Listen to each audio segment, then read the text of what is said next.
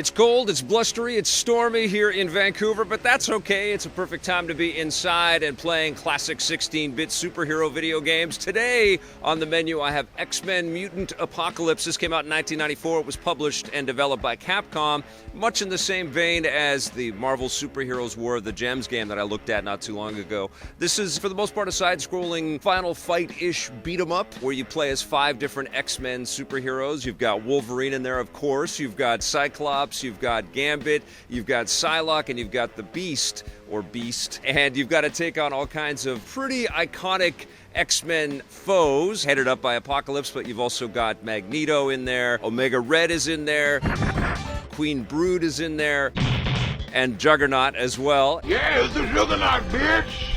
And what you do, you know the drill. You beat up a bunch of henchmen, some not incredibly intelligent henchmen that just sort of come at the X-Men, punching and kicking or zapping if they're robotic foes.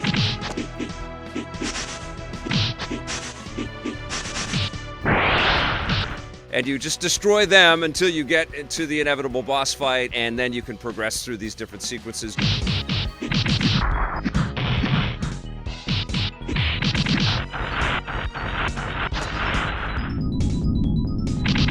You do a lot of fighting in Genosha, which is the island base that Magneto creates for the mutants out there, which is pretty damn cool. The storyline is pretty sweet. Lots of piping in from Xavier and lots of menace from Apocalypse and all of the other baddies that he's got at his disposal. Lots of great comic book flair. Love the sprite work in this game as well. It's a really, really beautiful looking video game. Giant sized characters with lots of cool little animations and stuff in there.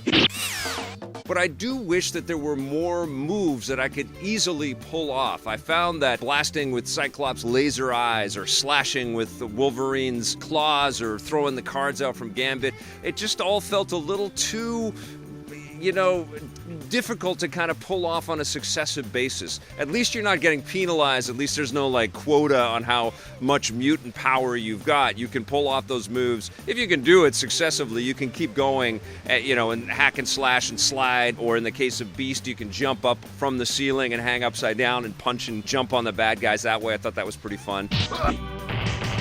But I just felt like it was a little too clunky for the beauty that this game presents. I like the soundtrack to the game. I like the level designs are actually pretty interesting. I like the fact that you can visit the same kinds of areas, but they're going to be a little bit different and a little bit designed per character, which I thought was pretty damn cool. I like the fact that even though it's a single-player experience, you're really focused on the team-based mentality on it. You share a life pool, and basically you hurl X-Men at the situations until one of them dies.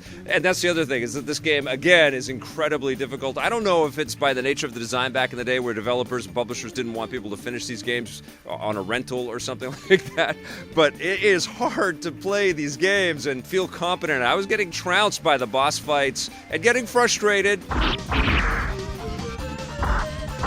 Silly bitch, your weapons cannot harm me. Don't you know who the fuck I am? I'm the Juggernaut. Sometimes I'd be able to finish a level with just the slightest amount of health at the end, and you feel pretty damn good at that point, but it's just like, oh my god, whew, I can see a little bit more of this game.